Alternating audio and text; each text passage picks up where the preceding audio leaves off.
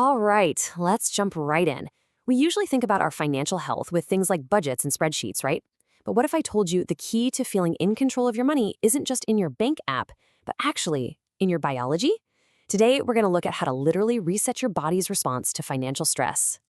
You know that feeling, right? A surprise bill lands in your inbox, or you look at your savings account and it's not just a worry in your head. No, you feel it.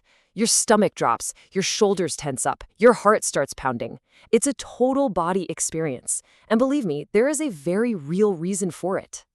And this quote just nails the core of the problem. That awful anxious feeling, it lingers. It doesn't just vanish when you put your phone down. Your brain stays on high alert, totally stuck in what you could call a survival mode. And in that mode, all it cares about is the immediate threat, not calm, long-term planning.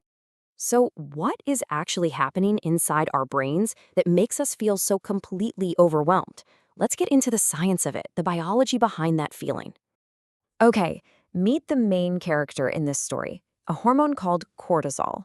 Think of it as your body's alarm system. When your brain spots a threat, and yes, a scary bank balance counts as a threat, it floods your system with cortisol. Now, this is great if you need to, run from a tiger. But for your finances, it's terrible. It shuts down the very part of your brain you need most, the one that makes smart, logical decisions. So you can basically think of your brain as having two different operating modes. On one side, you've got your logical brain. That's the CEO, calm, cool, thinks about the future. That's who you want making your money moves.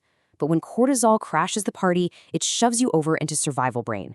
And that brain is all panic, no plan. Just pure reaction, focused only on making it through the next 5 minutes. I bet that sounds a little too familiar, right? Okay, so that's the problem. We get stuck in this biological stress loop, and it feels pretty hopeless. But here's the really good news. You are not powerless here. There are actual physical things you can do to find the biological off switch and get your logical brain back in the driver's seat. And this is so crucial.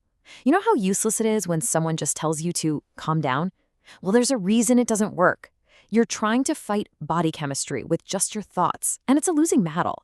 The secret is to do small physical things that send a signal to your brain that says, hey, the threat is over, and that in turn actually lowers your cortisol levels. So let's talk about our first practical strategy. It's a really powerful habit for silencing that constant background hum of anxiety, and it's all about something called closing the loop. So what's a cognitive loop? Well, think of it like having way too many tabs open on your computer's browser, and it's slowing everything down. That unpaid bill, that phone call to the insurance company you keep putting off, that retirement account you mean to open. Your brain just keeps sending you these little reminders, these pings about all these unfinished tasks. And every single ping releases another little shot of stress hormones. The fix for this is, honestly, it's almost laughably simple. You don't have to finish the whole scary task. You just have to trick your brain into thinking you have a plan. So first, just pick one thing. Second, define the absolute next physical step. I mean tiny, not sort out my taxes, but find my accountant's phone number. And finally, put that tiny action in your calendar. The moment you do that, your brain goes, okay, we have a plan, and it turns off the alarm bells. All right, on to our second habit. This one tackles another huge, and I mean huge, side effect of money stress. Those nights you spend just staring at the ceiling, worrying.